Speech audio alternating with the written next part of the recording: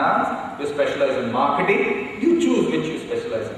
And I think this is what your academic council head was talking about, the T model, the width and the depth. Okay, that's what happens. Okay. The key thing about an MBA is, remember, it is full of concepts. Okay. What's most important about the MBA is to take the concept and think about the practical application of it. How is it being applied? That's what you need to think about. Concepts for the sake of concepts are pure theory. And that's one of the charges which a lot of us as MBAs are constantly criticized about. Saying MBAs are full of jargon, they are theoretical. Okay, because we haven't moved from the concept world to the practical or real world. So one of my submissions for you to be a great student, take all your projects very seriously. If you take the concept, ask yourself, how does it apply? Okay, so you take a digital concept. Okay, number of people, number of fans for somebody. Ask yourself, how does that translate into real business? How does that translate into a real conversation with consumers? Okay, so every time you think of a concept in class, I would seriously urge you to think about the practical application of it in the marketplace. Start thinking like that. Okay, that's one. Second, I mentioned an MBA as a degree. One of the things you really need to learn in an MBA is how to work with people. Now, in the MBA curriculum, you will have a number of projects. Okay, and in every institute, trust me, we have what are called sleeping partners. There are 5 people in a project team. Okay, 2-3 people work, the other people just lend their name to the project. It's there in the first page of the project report. Okay, never be known as a sleeping partner. Okay, you must contribute your bit. So every person in the project group must really contribute his or her bit. Okay, don't write through projects saying somebody else will do it for you. Because tomorrow when you work, somebody else will not do your work for you.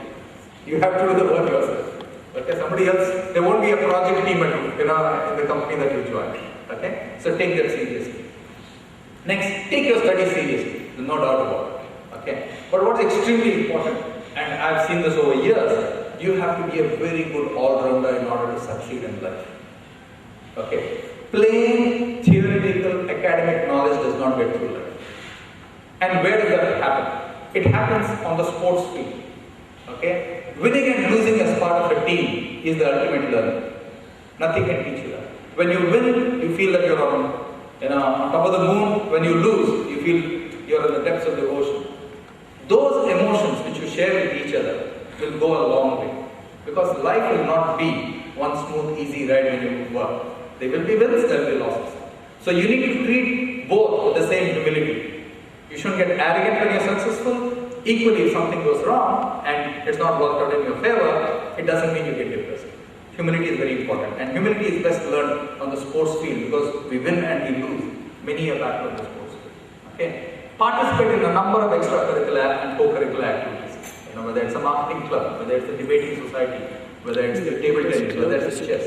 Be an all-rounder. That would be my suggestion.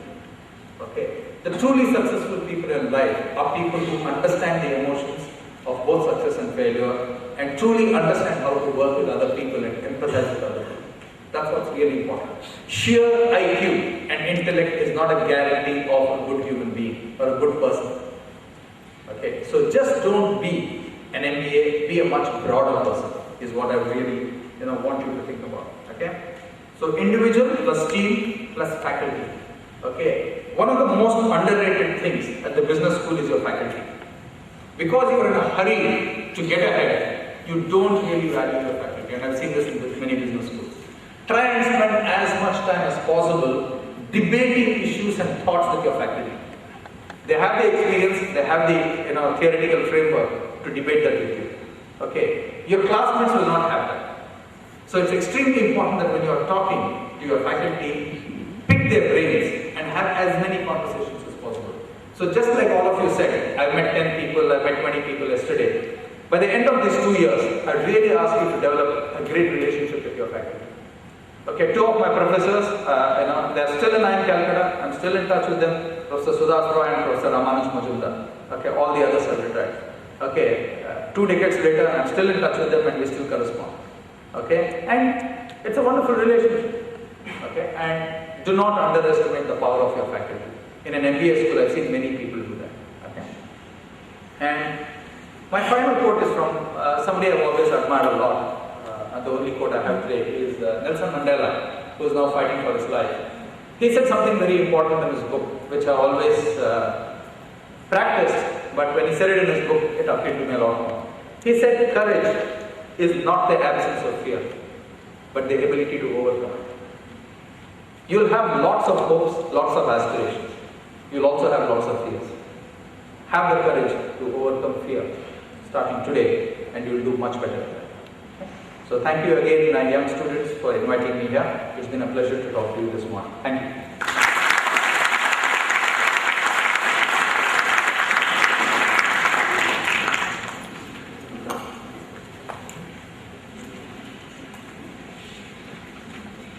Thanks a lot, sir, for your inspiring speech, especially role model concept and the MBA concept that you delivered right here.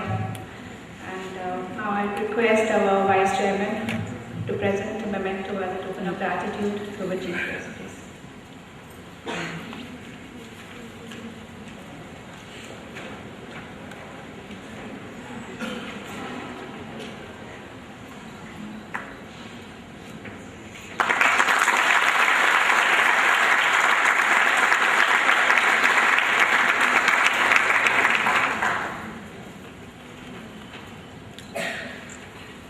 I request DG sir to present a memento to Chairman Academic Council.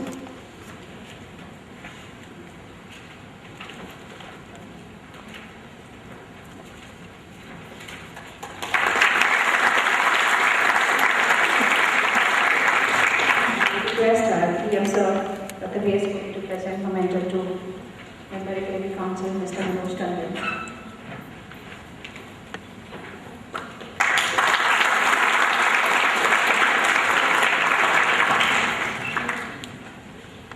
Thank you, sir. Now I request our Director Management, Dr. P.S. Putti, to propose a formal vote of thanks.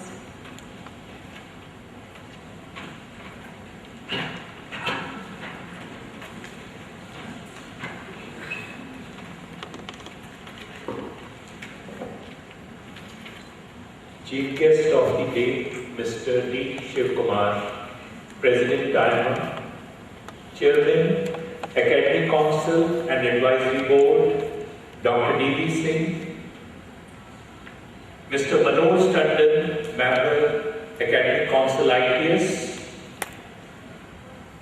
Mr. Arpit Chadda, Vice Chairman, ITS Group, Director General, Dr. A.K. Puri, dear faculty colleagues, ladies and gentlemen, it's my privilege to propose a vote of thanks on this occasion.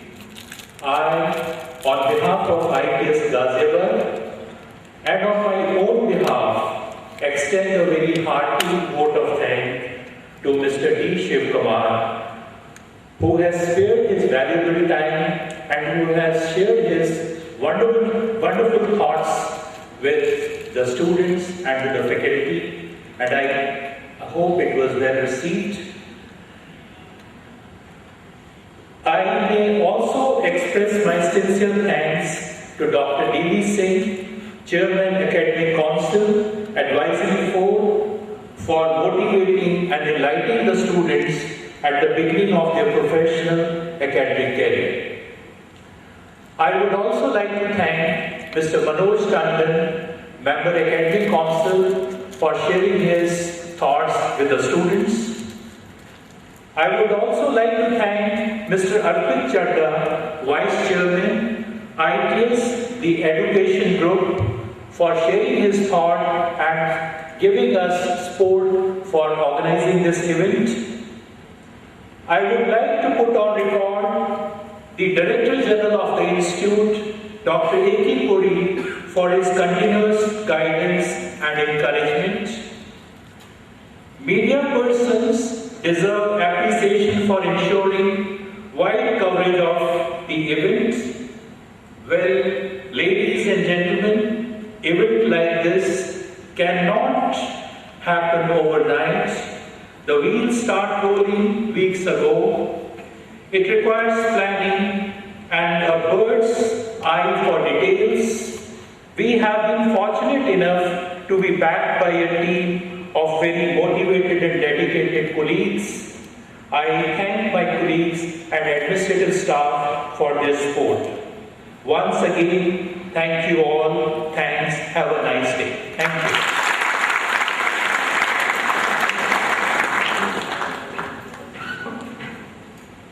Thank you, sir.